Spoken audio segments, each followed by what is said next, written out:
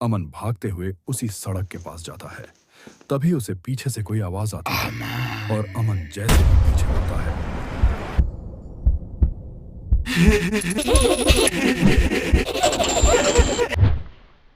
पूर्णमासी की रात थी। हल्की हल्की हवाएं चल रही थीं। रात के करीब 2 बजे राहुल और अमन पार्टी से अपने घर लौट रहे थे। गलती से राहुल अपना हेलमेट दोस्त के घर पर ही भूल आया था और हाईवे पे पुलिस थे। इसी वजह से राहुल अपनी बाइक को एक कच्ची सड़क पे उतार देता है। जिस रास्ते से वो जा रहे थे वो रास्ता काफी सुनसान था। लोगों का कहना था वो रास्ता श्रापित है और जो भी उस रास्ते से जाता है उसके साथ कुछ ना कुछ अजीब जरूर होता है। अमन इस बात को जानता था और इसी वजह से वो डरते हुए राहुल से कहता है, बाबा भाई रोहित, मेरी बात सुन यार। मैंने सुना है कि ये रास्ता सही नहीं है। तू इस रास्ते से क्यों लेके आया? हाँ तो और क्या करता, मैं हेलमेट घर पर ही भूल आया और रास्ते पर पुलिस है, मैं कहा अपना चालान कटवा लूं, तू ही बता। अरे भाई तू क्या करता रहता है? तुझे याद से लाना चाहिए था ना हेलमेट। अरे तू डरता बहुत है यार, मैं हूं ना तेरे साथ। अभी हम कुछ ही देर में घर पर होंगे, तू डर मत। अमन को डर तो लग रहा था पर राहुल के समझाने पर वो थोड़ा शांत होता है कि तभी थोड़ी ही दूर जाने पर उनकी बाइक बंद पड़ने लगती है। राहुल कोशिश तो करता है पर बाइक ठीक नहीं हो पाती।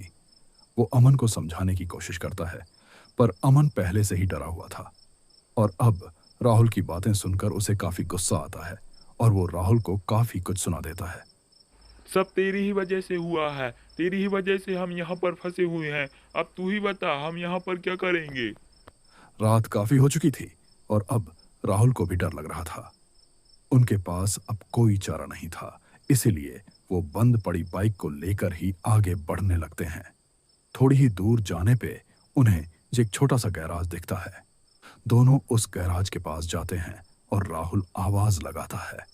राहुल गैराज के मालिक को बुला ही रहा होता है कि तभी उन्हें पीछे से किसी की आवाज आती है। अरे हाँ बेटा, हाँ मैं आ रहा हूँ। अरे चाचा जरा इसको देखना, पता नहीं क्या हो गया है। अभी तो सही था, अचानक से बंद पड़ गई। अच्छा ठीक है बेटा, तुम थोड़ी देर इधर ही रुको, मैं अभी इसको ठीक कर देता हूँ।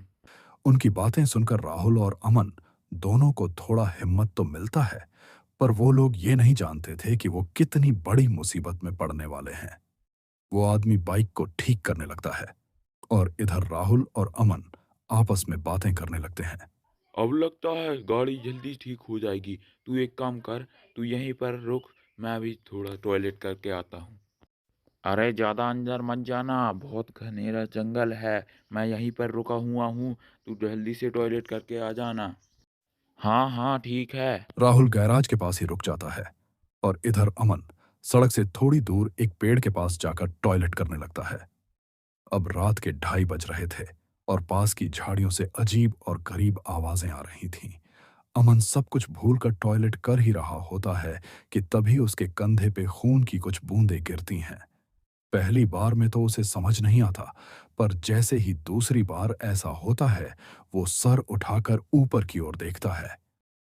ऊपर पेड़ की टहनी पर वही गैराज वाला आदमी बैठा था।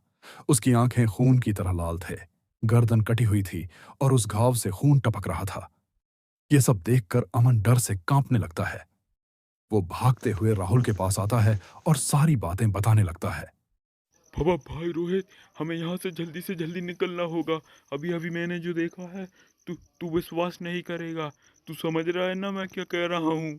अरे यार तू भी, तुझे क्या मैं ही मिलता हूँ मजाक करने के लिए? तू भी ना। राहुल अमन की बातों को मजाक में लेता है पर उसे ये पता नहीं था कि प्रेतों का खेल शुरू हो चुका है, जो अब थोड़ी ही देर में उसे भी महसूस होने वाला था। वो अमन का मजाक बनाता है और उस गैराज वाले आदमी से बाइक के बारे में पूछने जाता है पर अब वो आदमी सिर्फ राहुल को ही दिख रहा था। अरे चाचा और कितनी देर लगेगी, जल्दी करो, हमको घर भी जाना है। अमन कहता है, अरे भाई यार रोहित, तू किससे बातें कर रहा है? वहाँ पर कोई नहीं है, मेरी बात मान। अभी हम घर चलते हैं। अरे अमन, तूने नशा कर लिया है क्या जो तुझे चाचा दिख नहीं रहा है? ये मेरे सामने ही तो खड़ा है।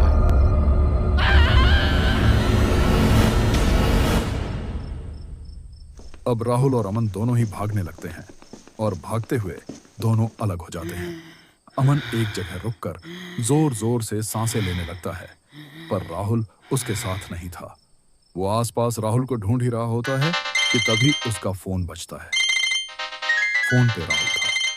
अमन कांपते हुए फोन को रिसीव करता है और इससे पहले कि वो कुछ बोले, सामने से आवाज आती है, मुझसे बचकर कहाँ तक जाएगा?